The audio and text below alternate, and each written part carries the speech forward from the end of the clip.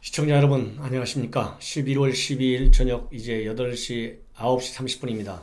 전옥현의 안보 정로를 시작하겠습니다.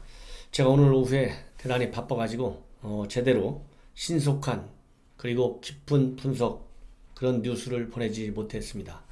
뒤늦게 이제 보내드리는데요.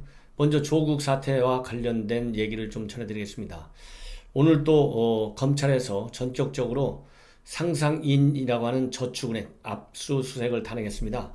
이 압수수색을 한 이유는 바로 이 상상인 저축은행이 대출을 해준 게 있는데 이 대출과 관련해서 말하자면 조국 펀드와 관련된 내용이 있다. 이런 것 때문에 검찰에서 전격적으로 압수수색을 나섰습니다. 이 오늘 압수수색을 나선 것은 바로 이 조국 펀드를 운영하는 운영사가 이제 코링크 PE이고 그 사실상 운영주는 조국의 오촌 조카 조범동 씨지 않습니까? 그런데 이 조범동 씨 코링크 PE가 바로 투자한 업체가 WFM이라고 하는 2차 전지업체인데요. 이 2차 전지업체에 관해서 상상인 저축은행, 자회사인 상상인 플러스 저축은행이 융자를 해줬어요. 대출을 해줬는데 이 대출해준 것이 바로 이 과연 제대로 대출을 됐는지 안 됐는지 이런 거를 검찰이 압수수색을 통해서 이 범증을 확보하려고 하는 것 같습니다.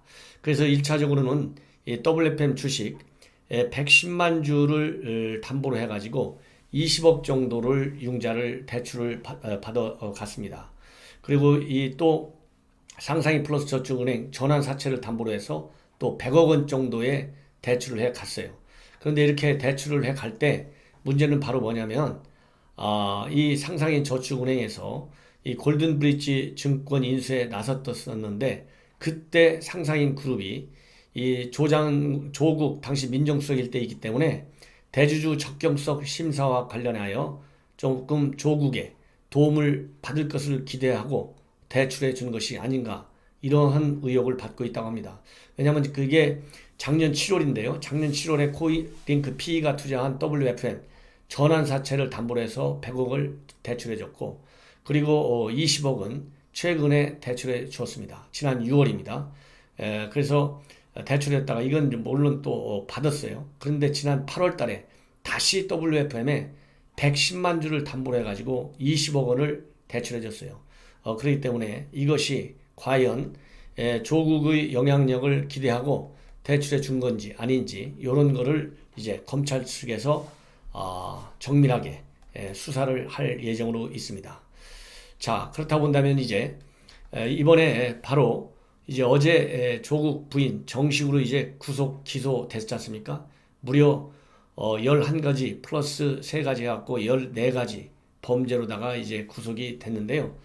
이 구속과 관련해서 이제 속내가 다 드러났어요.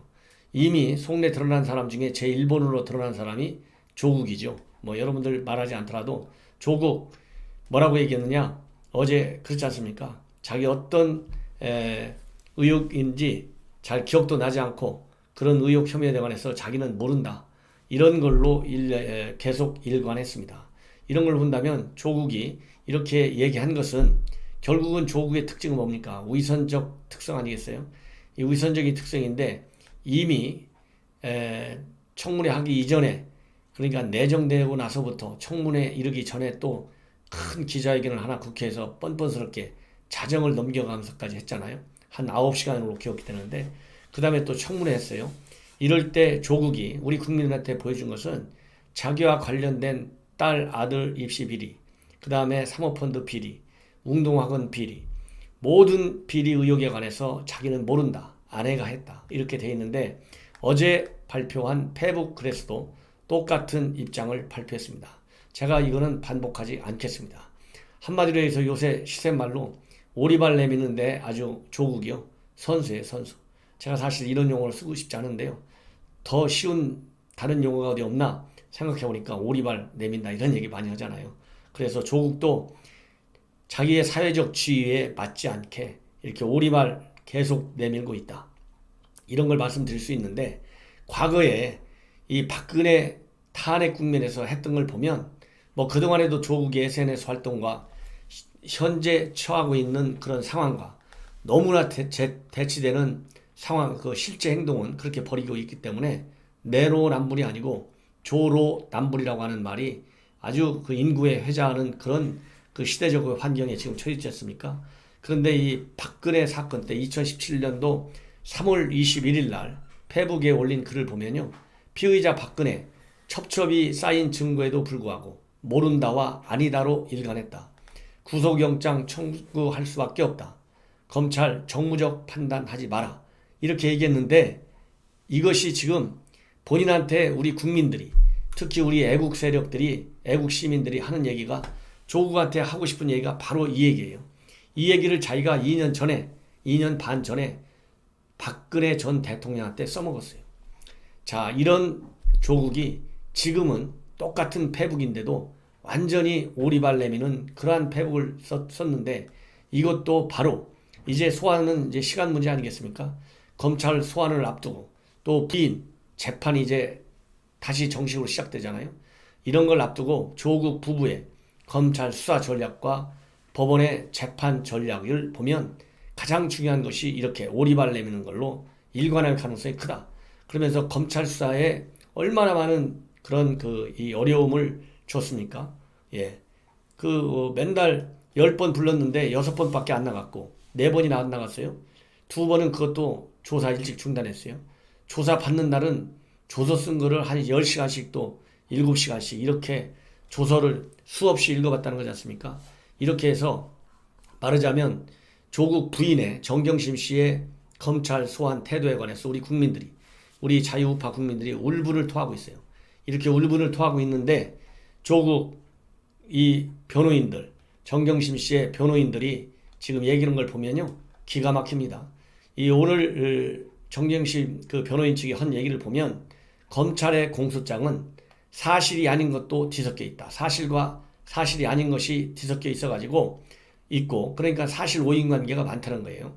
그리고 법리에도 많은 문제가 있다. 그래서 결과적으로 보면 공소장에는 동의할 수 없는 그림이 그려져 있다. 이렇게 얘기를 하고 있어요. 이 얘기는 변호인들의 변호 전략이, 즉 정경심의 재판과 관련해서 이 변호 전략은 이미 검찰 수사 과정에서 정경심이는 거의 부인 일변도로 얘기했다는 거 아니겠습니까? 그 연장선상에서 변호인들도 이렇게 사실과 사실이 아닌 것이 섞여 있다. 그리고 법리도 잘못됐다. 그러면 법리 잘못을 따지기 전에 사실관계를 전부 부인하겠다. 이것이 아까 조국이 페북을 통해서 자기 알지도 못하고 아내가 한 일이고 기억나지도 않는다. 그러니까 얼마나 머리가 좋아요? 이 기억나지 않는다는 말까지도 페북에 썼어요. 아니, 이렇게 머리 든 사람이 어떻게 서울법대 교수까지 하는 사람이 기억이 안 나겠어요? 그러면 서울대 로스쿨 이번에 복지 신청을 안 했어야죠. 아니, 불과 몇 년 전 일인데 그게 기억이 안 나면 서울대 로스쿨을 그렇게 재빠르게 대통령이 사인하자마자 20분 만에 그 복직하면 되겠습니까? 더군다나 10월달 본급까지 저도 안 잃어버리네요. 80만 원, 60만 원 해갖고 1200만 원 받았잖아요. 그 법무부 본급하고 합쳐가지고. 이런 그런 그 이중성, 위선적 그야말로 진보 좌파의 민낯을 드러냈는데, 이 정 교수의 변호를 맡은 변호인 측에서 오늘 발표한 걸 보면 벌써부터 이제 이거는 단순하게 이런 거 있으면 법정 내부에서 재판할 때 가서 그렇게 얘기하면 될 거 아니겠습니까? 근데 벌써부터 변호인이 이렇게 나온 것은 여론전을 조성하는 거예요. 여론. 이미 조국 수호대가 서초동을 꽉꽉 메웠지 않습니까? 예. 이게 바로 뭡니까? 이 진보 좌파들을 흔드는 거예요. 다 같이 조국을 사수하자. 이게 변호인단이 이렇게 얘기한 것도 벌써 정식 법과 판례에 따른 재판을 기대하지 않고, 법리에 따른 재판을 기대하지 않고 여론전에 호소해가지고 진보 좌파 세력들을 하나로 뭉쳐갖고 법원 앞에서 법관이 제대로 판결하지 못하게끔 법원을 흔들려고 하는 여론전.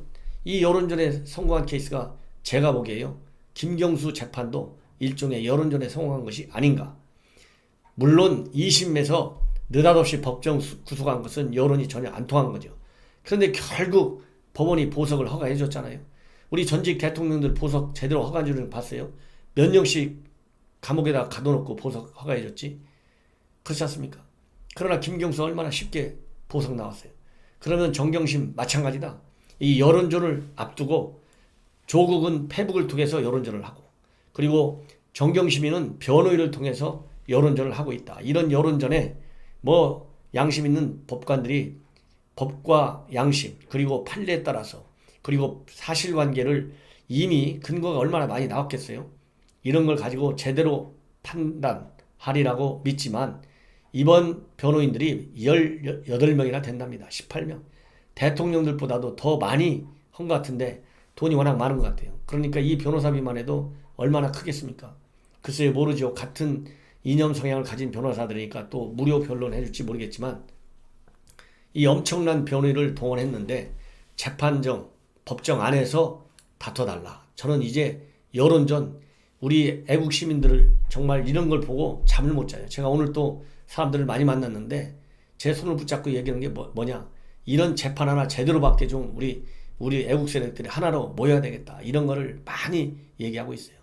그래서 이렇게 이 재판 전략, 사실 부인하고 법리 잘못됐다고 다투고, 법리 잘못됐다고 다투는 거야 뭐 당연한 것이죠. 그게 변호사의 역할인데 사실 관계 자체를 없는 것처럼, 있는 것은 잘못된 것처럼 해가지고 그 잘못된 사실에 맞춰서 법리를 해석하고 법정에서 변호한다.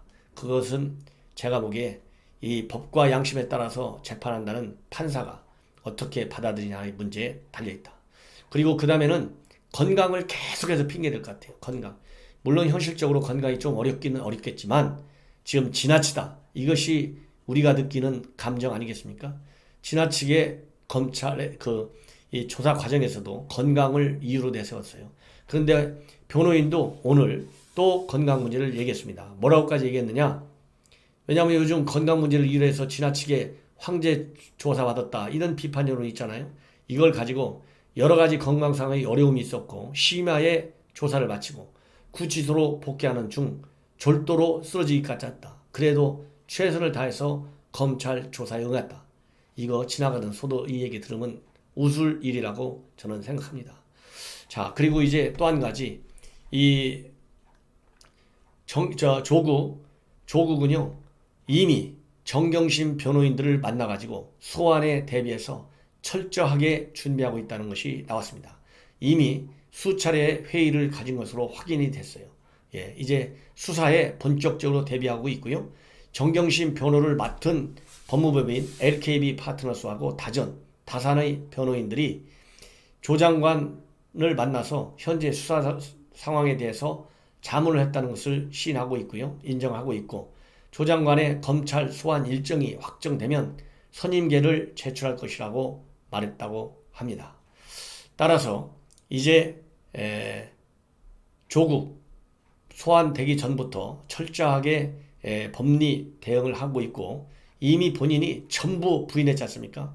부인 일변도 선상에서 계속해서 검찰 조사에서도 어디까지 또 부인할 것인지 또 어디는 어떻게 인정을 할 것인지 이런 것이 이제 우리 초미의 관심사항이 될 것 같습니다. 그렇지만은 제가 볼 때 이미 이제 법원으로부터 계좌 추적 영장까지 받아서 조사를 하고 있고 또 이미 사모펀드 관련자 그 다음에 사모펀드의 한투증권 코링크 PE의 관련자들 2명 이런 사람들의 그 폭넓은 그 진술 이런 걸로 본다면 아무리 부인한다 하더라도 법정에서 검찰이 유죄를 받아내는데 필요한 최소한의 그러한 물적 움직일 수 없는 증거들은 있을 것이다. 이런 말씀을 저는 드리고 싶습니다. 자, 어쨌든 간에 조국 사건 이 재판 과정을 보더라도 그야말로 뻔할 뻔짜죠. 아까 말씀드린 대로 한마디로 요약하면 무조건 첫 번째 부인한다. 세 번째는 건강을 핑계로 해서 가능하면 구속 적부심이든 아니면 보석이든 청구해서 정상적인 재판에 차질을 초래하도록 시간을 계속 끈다. 지연작전을 피는 거예요. 그 다음에 법리작전을 펴는 겁니다. 그리고 최대한도 이 사모펀드와 관련해서는 조국이 이 뇌물죄까지도 나올 수 있는 말하자면 검찰에서 혐의로 몰고 갈 수 있는 거가 있기 때문에 이 조국은 철저하게 사모펀드와 관련해서는 모른다로 일관할 가능성이 상당히 커지고 있다. 이런 말씀을 드리고 싶습니다. 시청자 여러분, 이것으로 제 방송 조국 사태와 관련된 오늘 밤 첫 방송을 마치고요. 몇 개 오늘 중요한 뉴스가 굉장히 많은데 제가 시간이 되는 범위 안에서 여러분들께 분석해 드리겠습니다.